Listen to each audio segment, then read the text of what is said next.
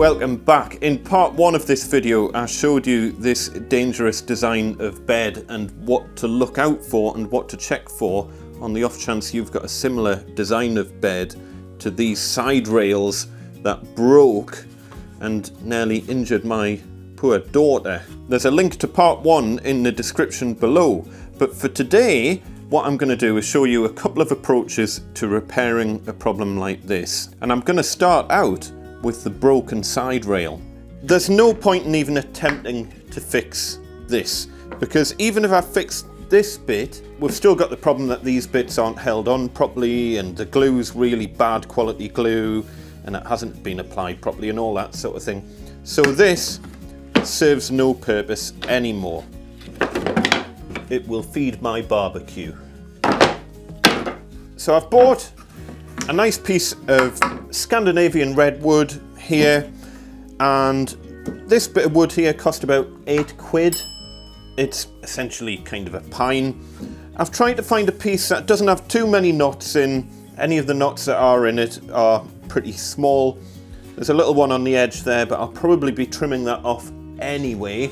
And then I've got a piece of 34 by 34 material. I need to trim it down to 30 wide because otherwise it'll overhang the bottom of the side rail and I don't want that to happen. Obviously I'm looking out before I start trimming them to try and keep the best edge. So on this side we've got a little knot there. So this will be the edge that I get rid of. Front and back are more or less absolutely fine. And then on this 34 by 34, as I say, I just need to trim one edge down to 30 millimeters so that it fits onto the bottom of the side rail. Now, I will pre-warn that to do this repair properly, I need a full joinery workshop because I need to rip down this piece of wood on the table saw. I need to rip this down on the table saw. That would be very difficult to rip down on anything other than a table saw. I'm going to be biscuit jointing this onto here and clamping it all up.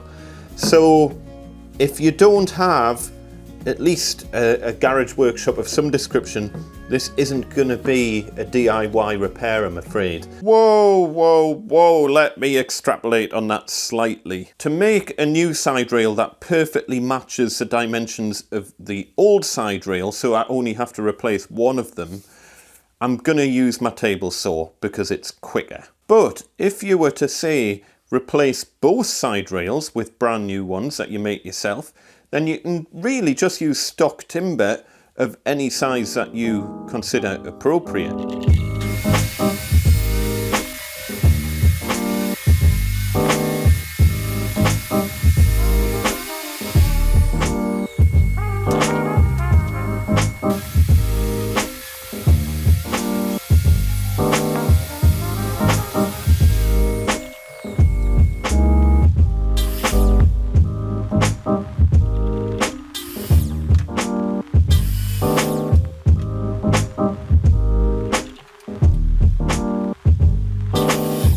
When you're woodworking, you're constantly making these little decisions on, you know, which bit do I cut off and which bit do I leave and all that. So I'll show you some of the decisions that I've made here. So this is one end of the side rail that I've cut off and this is the other end. So the reason I've cut this off is because I want to get rid of that knot. And then on this piece, we've got a little crack forming here. So this is the major end of the board that I want to get rid of. I don't know how long that crack's going to try and run along that board. It'll probably not run any further than that, but that's why I've chopped that end off. You can see on the original rail, the slat supports are set back slightly from the end. Without having the rest of the bed in the workshop with us, I'm not sure if that serves a purpose or not, but I'm just going to recess the slat supports the same amount on the new piece. So I'm just going to line that up like that.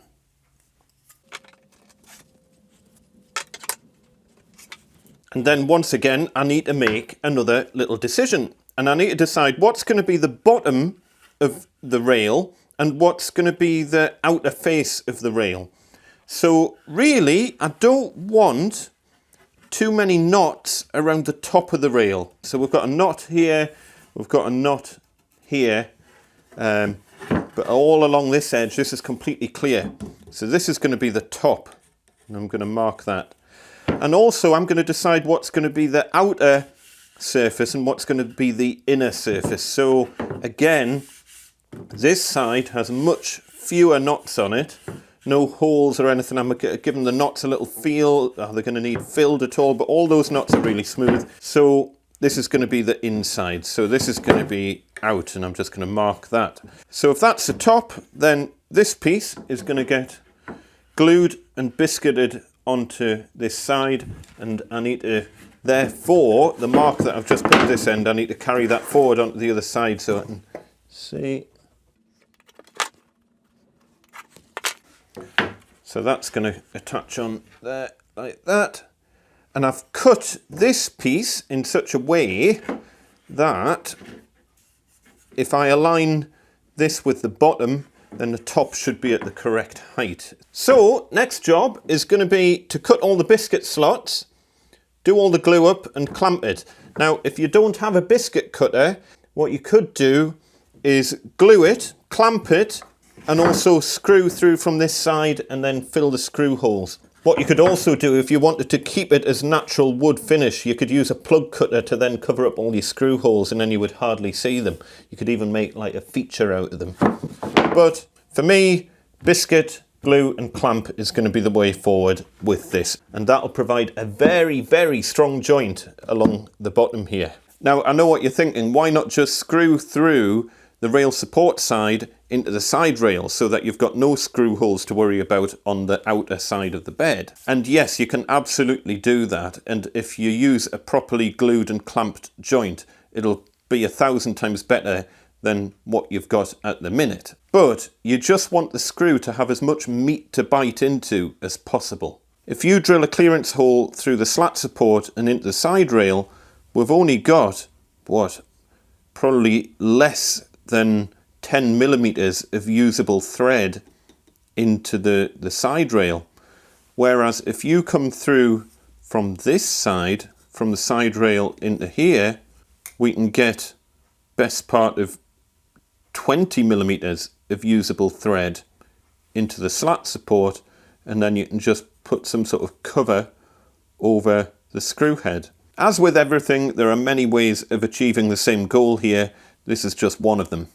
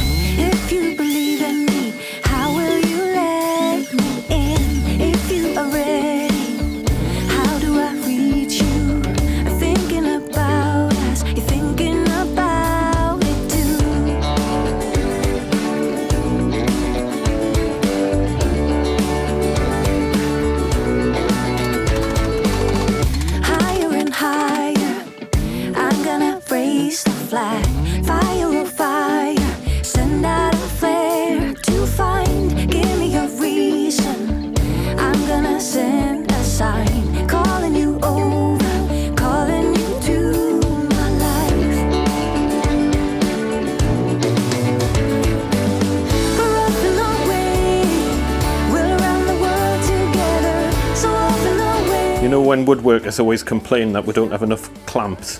While that's gluing up, and that'll take overnight for the glue to dry, we can get on with getting these holes drilled in the end of the new piece. So we've got 4 holes to drill on each side. We've got this big hole, and then we've got the 3 little holes. So these ones are both 8mm holes for dowels, and then I'm assuming that'll just be an 8mm hole in the middle as well for the threaded bolt that comes all the way through, and it threads in to this little thing here. So I'm going to use a Forstner bit to drill out this hole here, and just a regular 8mm drill bit to drill this out. Now, the key thing in all of this is what is our reference edge, and our reference edge here is going to be this edge here. because if we don't get the spacing right from this edge to the centre of the dowel hole, then our slats might not fit. So what I'm going to do, I'm going to chop off, this is the waste piece of wood that's going in the bin anyway. I'm going to chop off this endy bit, and I'm going to use this as a template for cutting the holes in the new piece.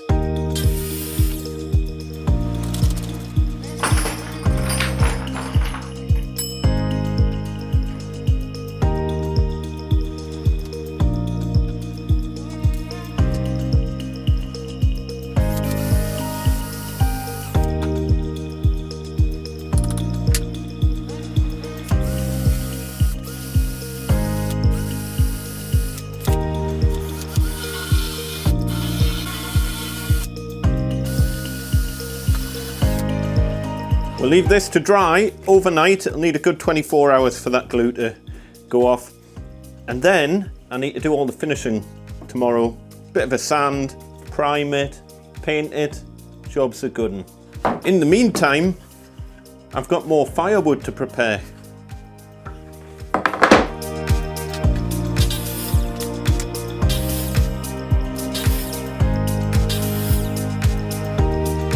Just had to show you this because the more I take the old bed to bits, the more shonky and absolute bodgy rubbish this bed is. And I've cut the end off here. And I wanted to see how this runs all the way along this piece. Look, there it is there. But you can see where it's two pieces glued together again. So the ironic thing is, because of where the join is, they would have seen this when they were gluing it together. Don't know if you can see, it's tricky to focus on this, but that is a separate piece of wood to this. So that piece is at the top of this bit of wood, and then this bit's been glued on. They would have seen it when they were gluing that bit onto that bit. I mean, obviously it'll be done by like robots in a giant factory somewhere, but even so, that's even more shocking than I thought before. Absolute bodge of a job. Cheapest of the cheap. Junk. Oh, and you might have noticed when I was cutting this up, look, like all of these, the glue's not attached at all. It's the only thing holding that on is those two nails. Look, that's just completely disattached by itself. I can pull it apart with my bare hands. There was another piece here, and this bit literally just fell off while I was cutting the bit of wood. I didn't even put any force on it, and it just fell off. That's how good a glue joint that we've got along that edge. Absolutely shocking. Shocking. If you've got your kids or even adults sleeping on this bed, get rid of it.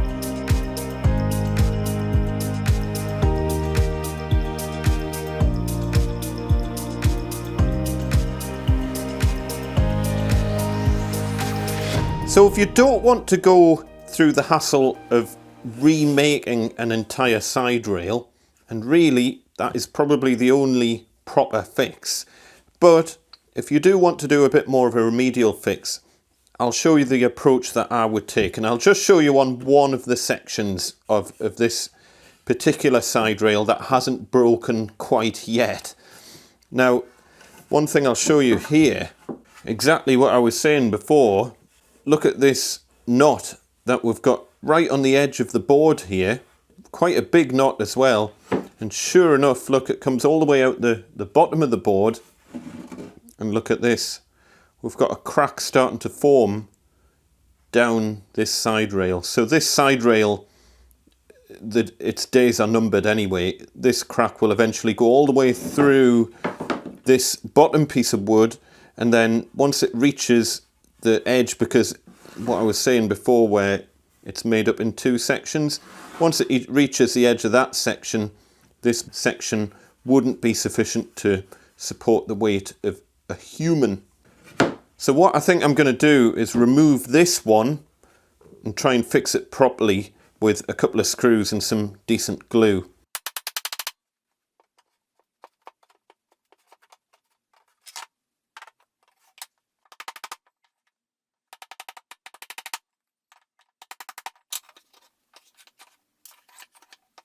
This is quite interesting, and it didn't take a lot of force to get this bit of wood off the side rail, by the way. If you imagine someone getting in and out of bed every day, it wouldn't take long for this to work its way loose. But it's difficult to see the glue line on the piece of wood. I can kind of see it just as the light's reflecting off it. I can see that it's kind of following this central line here. So that is the glue line, but you can see it really clearly around this knot. And that knot in itself, that bit of wood should have been dismissed as an unusable piece of wood. But no, they've used it and just covered it up with one of the slat supports. But look at this. All of this area here, no glue. All of this area here, no glue. And it's like that all the way up. That's 2/3 of this. This is designed to have a continuous section of glue all the way along, and 2/3 of it has zero glue. No wonder it's had problems.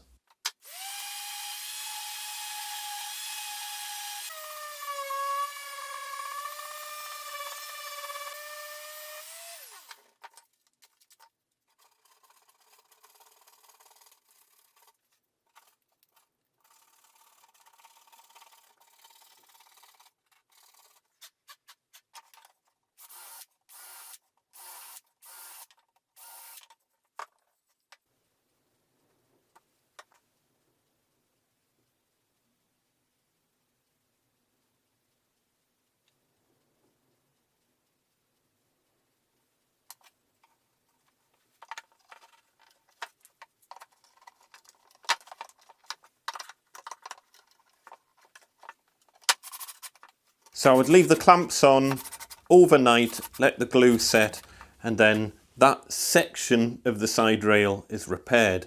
Really, you should do that all the way up and do the whole rail, all 4 sections, to have some sort of confidence that it's not going to break again. But there we have it. We've got one repaired side rail, one brand new side rail. The new one will last forever. The repaired one, it's a bit of a remedial fix, but hopefully it'll do the job.